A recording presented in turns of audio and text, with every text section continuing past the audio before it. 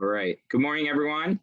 And as I just said, unfortunately, I have a commitment at 12:05, so we're gonna be a little shorter than normal. But I didn't want to miss this week.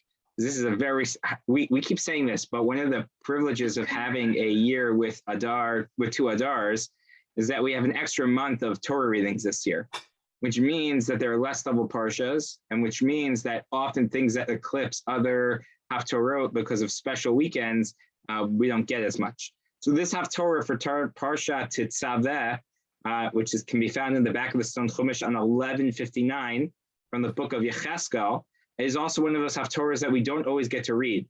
I was trying to do the math. It looks like we read it about 5 times in every 10 years.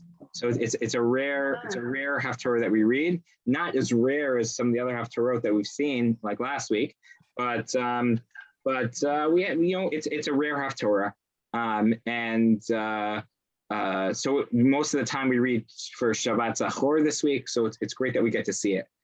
It's from the book of Yecheskel, of Ezekiel, similar to the Haftarah similar to some of the other Haftarot that we read and that we've seen. Yecheskel is a later prophet, and one that a later prophet, and therefore we expect, or as we would imagine that we would expect, that we see much more prophecy as opposed to story. And at the same time, we do get a little bit of story here. Sort of just take a step back in the book of Yecheskel. Yecheskel is sort of divided into different sections. This is from the end of Yecheskel, which is the last, I want to say 9 chapters or 7 chapters. I don't remember now off the top of my head. I'll say 9 chapters of Yecheskel, which really focus on rebuilding the temple, right? And we have Yecheskel's vision of the temple. And what we're going to talk about today a little bit, or touch upon, is the central question of Yecheskel is, what are we referring to? For some people, this is a 3rd temple that never happened, hasn't happened yet. For others, this is a vision of a 2nd temple, right? Yecheskel is living during the 1st temple. Yecheskel is a prophet who is exiled from the land of Israel in the first wave, or one of the first waves of exiles of Bavel. And part of Yecheskel's role, if we were to summarize the whole book in one week, in a couple of lines, is to sort of communicate to the people a fundamental message, which we take for granted now. The fundamental message that we take for granted is that Judaism can exist outside of the land of Israel, outside of having a temple without Yerushalayim, right? And what that means is that it's possible to continue to partner with God to do all the important work in the world, even without the Beit HaMikdash. Right? That's Ezekiel's first vision, is really choreographing that in many ways. Number 2, it's possible to connect with God even without the temple, right? You can build a Mikdash Ma'at, a small temple in your hearts, right? That you can build and that relationship can exist. And that there are other structures that can be built even in exile, like a Mikdash Ma'at, which is a language of Yecheskel, a miniature temple of Ezekiel that can service as centers for Jewish life. But that's the big picture of Yecheskel, right? And it's a phenomena or an idea, a notion that is totally foreign, not just to the Jewish community, but to the world. There is no tradition that was exiled from their lands and then maintained their culture to come back, right? Part of what was believed in that time is that gods were geographically tied. And if you lost, your god sort of was exiled also, and that was it. And the Jews had a certain belief to that as well. We hear in Yirmiyahu and Jeremiah over and over again, this sort of attitude that God is tied to Jerusalem. And if God is really the supreme being, you can't ever destroy the temple, right? Because that would be a failure. It's what's traditionally called in academic circles, Jerusalem theology, right? And the Jews had an example of that, right? What happened to the northern tribes? Right, they got exiled. There wasn't this robust diaspora Jewish community that exists. They ceased to exist, and that led to the assumption that Judaism was the true religion, and it was run by God, the God of the world. But all the other facets that govern religions exist. You have to be tied to a land, tied to a temple. And Yechezkel sort of breaks that, right? And so it's an incredibly important model that we take totally for granted as Jews that have only known exile. But it was not, it was a revolutionary idea. That's the first part of Yechezkel. Yechezkel is also extremely critical of the Jewish people. And there are lots of other pieces of it. He is very verbose. And in general, his style is very showy. He likes to do things and then sort of show like a metaphor from that, or like a parable from that. But those are his main, if you have to sum up Yechezkel, that's what it would be.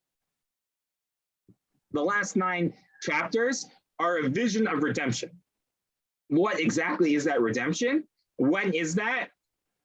At first glance, it seems to be, it should be the second temple, right? That's what he's speaking to. Our Haftarah, coming back to our Haftarah is this unique Haftarah that is read, once every, 5 out of every 10 years, sort of. It's the first time in Yechezkel where we get him sort of legislating certain halachot, similar laws, similar to what we would see in the Torah.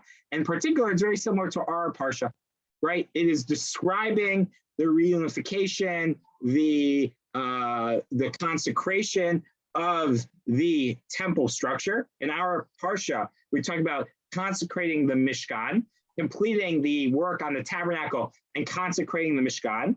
In our Haftarah, we read Yechezkel describing this is what you should do when redemption comes and you rebuild the temple. This is what you should do. This is how you should do it.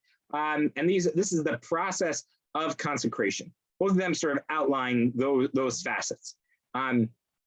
So, and we've seen this often before that in the past, right, there's a surface connection and a deeper connection between our Parsha and our Haftarah. So this is the surface connection, right? This is the topic that we would imagine that we're talking about. For those who joined us a little late, first of all, welcome, and welcome, Sam.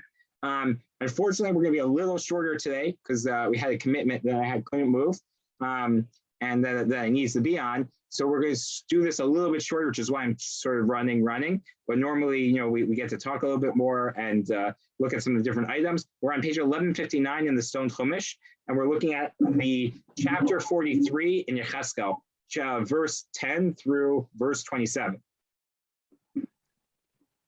So both of them, there are a lot of similarities and there are some differences. And what I want to do today is draw out, as we often talk about, that the Haftarah is a parshanut, is a form of commentary on our Parsha.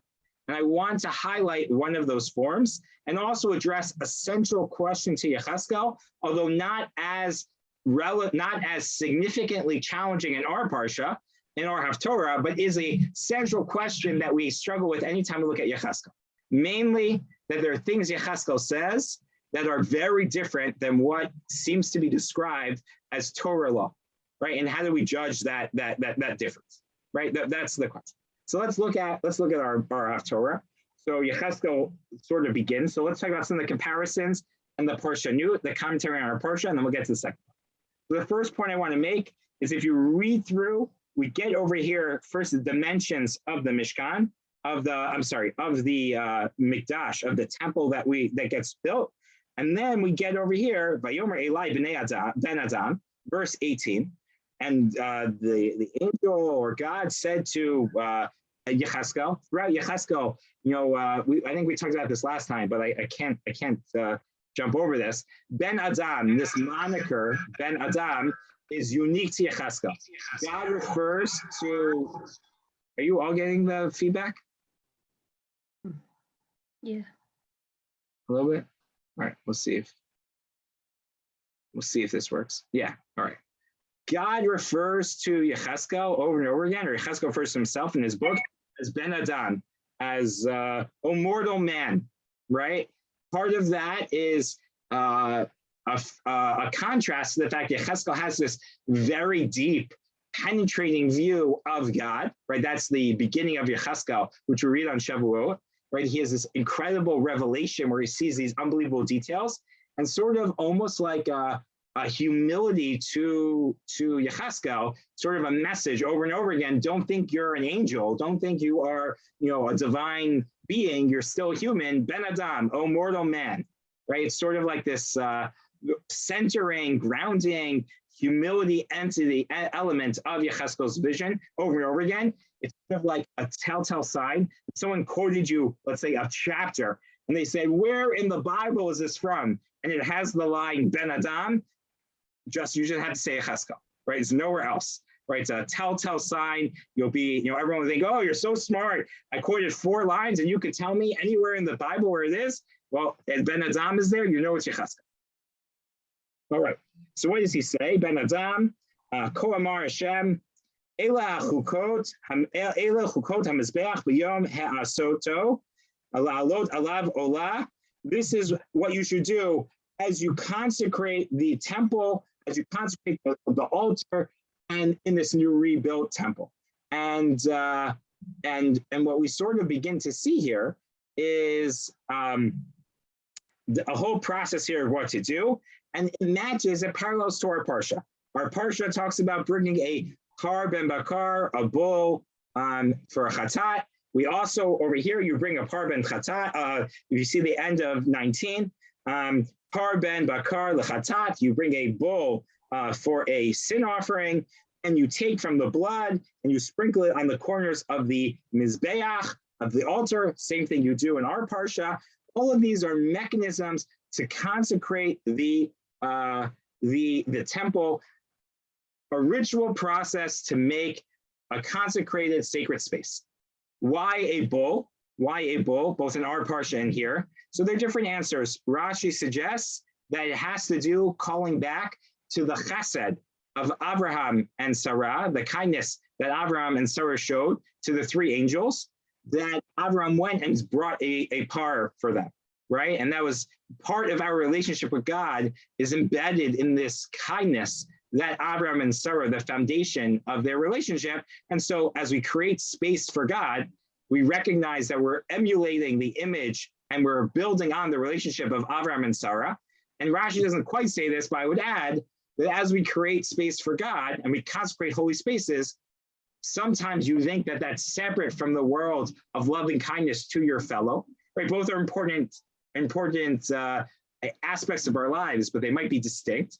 But the mode of consecrating holy space for God is actually a reminder to us of chesed, of kindness to another person, right? And so we see sort of this dual imagery right away. Others suggest it's the echo of the Chet HaEgel, right? That this is an echo of the sin of the golden calf, which hasn't happened yet that we've read in the Torah. But if you read the end of Shemot, not in order, right, which is the opinions of some, and mukdam umuchar b'Torah, there's no real chronological order in the Bible, or it doesn't always necessarily follow chronological order in the Torah. So if the Mishkan, the tabernacle, is a response to the Chet HaEgel, the sin of the golden calf, so we see over here a remnant of that. There's some other suggestions given as well. We're not going to get into that right now. What we have, and we have this whole process. What's important to note is that once we get past the first day, the order of the sacrifices are very different, right? The order of the sacrifices are different in terms of what you bring first of all, already here in our Parsha, we describe the consecration process of putting blood on the altar. In our Parsha over here, in our Haftarah over here, we refer to putting it on the corners of the Azara, which traditionally means like the sanctuary, the temple area. Possible that it could be read as the Mizbeach as well here, as the altar here. But then once we get to the second day, we have a different korban in the temple, or in our Parsha. We read about a par over and over again, this bull being brought. In our story, in our Haftarah, we start reading about Esir Izim Lechatat, that there's a verse 22. Ubayom Hasheni, on the second day, Takriv Sir Izim Tamim Lechatat. You bring a